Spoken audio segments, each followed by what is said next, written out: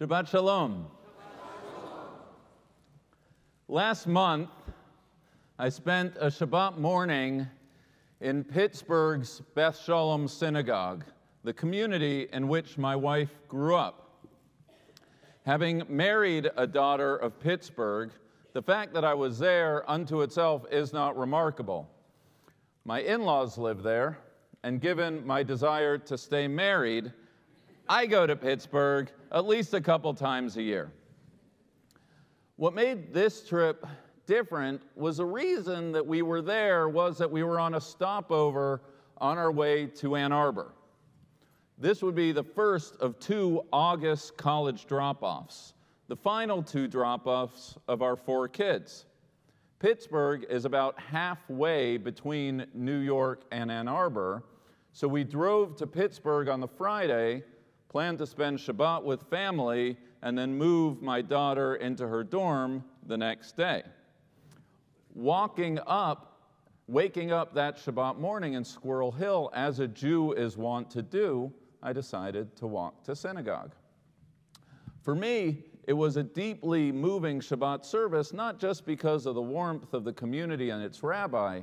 I was married in the sanctuary of that synagogue. The Kiddush after services was held in the same room in which my wedding reception took place. Some of the people at services that day were no doubt in attendance at our wedding. I was there because I was opening up a whole new chapter of my life en route to taking my daughter to college, taking the penultimate step towards empty nesting. And yet, I felt a wave of nostalgia, remembering that August day that Debbie and I got married, when it all began. The fact that I was en route to dropping my kid off on the same campus at which I was dropped off so long ago only added to the emotion. The Rabbi Emeritus greeted me warmly, inquiring which of my 4 kids was being dropped off. I wasn't about to get into names and age order, so I just said, the Hamilton kid. Like a million other YouTubers, I figured he had seen the video of her bat mitzvah Adon Olam. He had. Wow, he paused. College already? Her bat mitzvah seems like it was yesterday. You're telling me, I replied. So many emotions present, the excitement of new beginnings, but also the feeling of return to Pittsburgh, to Ann Arbor, but to something far more profound. That which began as 2, then 3, then 4, then 5, then 6, had become 5, then 4, now 3, and soon enough, back to 2. 2 hot August Pittsburgh days separated by nearly 25 years. New beginnings, but also a return to where it all began. The name of this Shabbat, the Shabbat between Rosh Hashanah and Yom Kippur, is Shabbat Shuvah.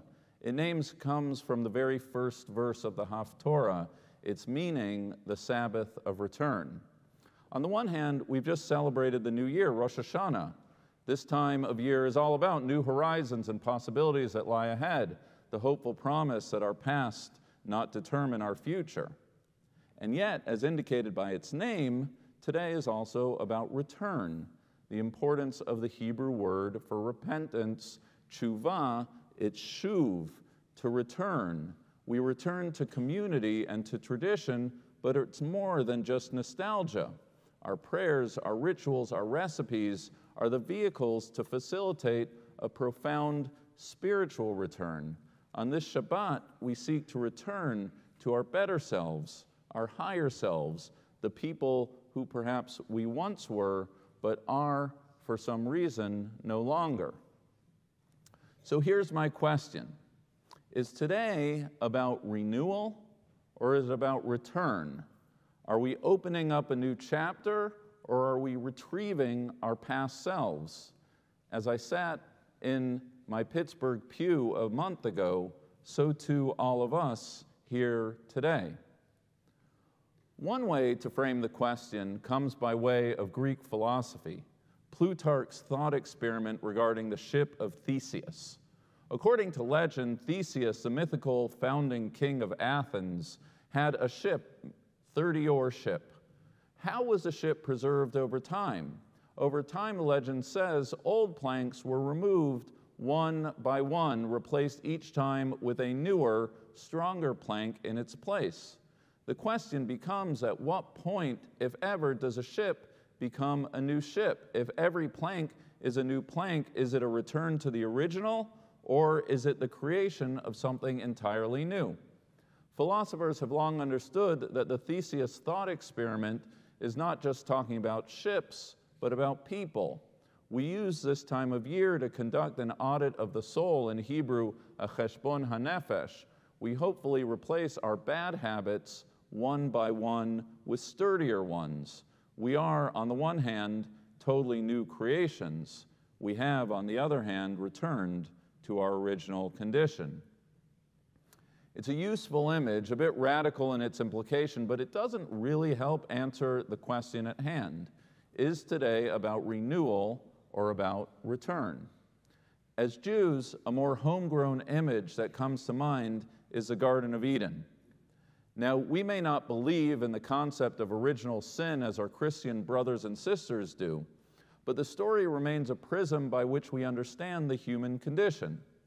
As I taught just a few days ago, Adam and Eve's stay in the Airbnb of the Garden of Eden was short-lived. Pleasant as it was by day 6, either due to sin or personal growth, they had left or were told to leave. By this telling, while Adam and Eve may have been created in the garden, the human story, as we know it, really only begins east of Eden, in Hebrew, Kedem, where Adam and Eve took their first steps into the unknown.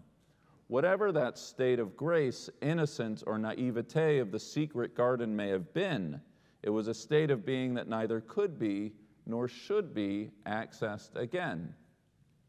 And so too with us today. Having left the garden, we neither can nor seek to enter it again. The most we can do, the best we can do, is to retrieve what the late philosopher Ernst Simon called a second naivete, in Hebrew, tmimut shniyah. Our goal is not to return to Eden itself, but east of Eden, Kedem, a word whose root means both forward and backward. As my colleague, Rabbi Robert Scheinberg, has taught, it's why when we return the Torah to the Ark, as we just did, we sing to God, Chadesh Yameinu Kekedem, renew our days not to Eden, but to Kedem, east of Eden. That is a place to which we return. All of which brings us back to the image with which I began. The cycle, the orbit of my life has returned to where it was. My home has returned to quiet, a teacher and a preacher taking Shabbat walks through Central Park. So we were then, and so we are today.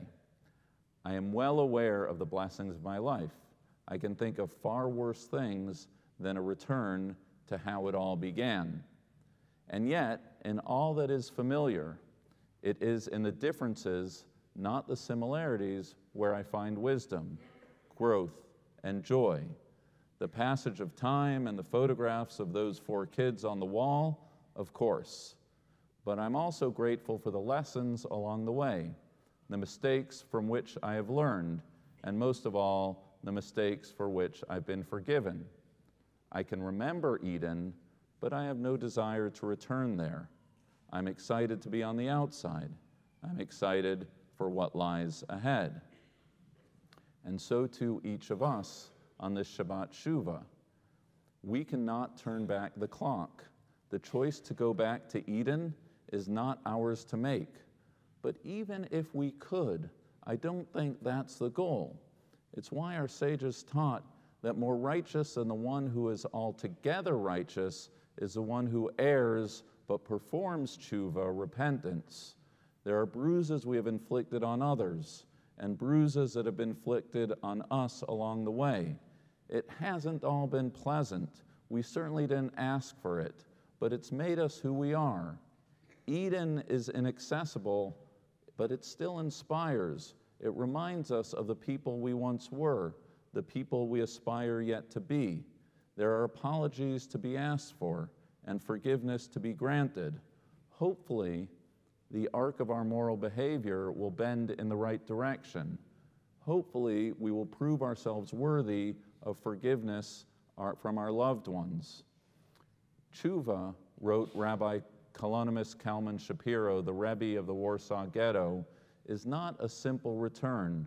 We return to who we are meant to be, but have not yet become. That is a promise and the challenge of this Shabbat and this season. A final parting image. I began by describing how in mid-August we dropped off our penultimate kid in college. On the final day of August, our final kid, our son, was dropped off for us to return to an empty house. It was a bright, beautiful summer evening, and Debbie and I decided to go out for a drink to absorb the magnitude of the moment. On our walk home, we saw a cluster of people gathered on a street corner, and we did what you should never do in New York in such a situation. We stopped to ask them what they were doing. One of them, binoculars in hand, explained to me that that evening marked a rare astronomical occurrence, something that happens once every 19 years, something called a blue moon. Take a look, she offered, handing me her binoculars. As I looked through them, she explained to me, for reasons I didn't understand then and I certainly can't remember now, that once every 19 years, despite being physically distant, the moon both feels closer and shines more brightly than on any other moment of the lunar cycle. Debbie and I continued our walk home, taking in the orbiting lights in the sky, thinking about those lights to whom we gave life and gave light to us. Distant as they were, they felt closer and shine more brightly than they ever had before. Back home to how it all began, stepping through our front door to a new beginning. I can't wait for what comes next. Shabbat Shalom.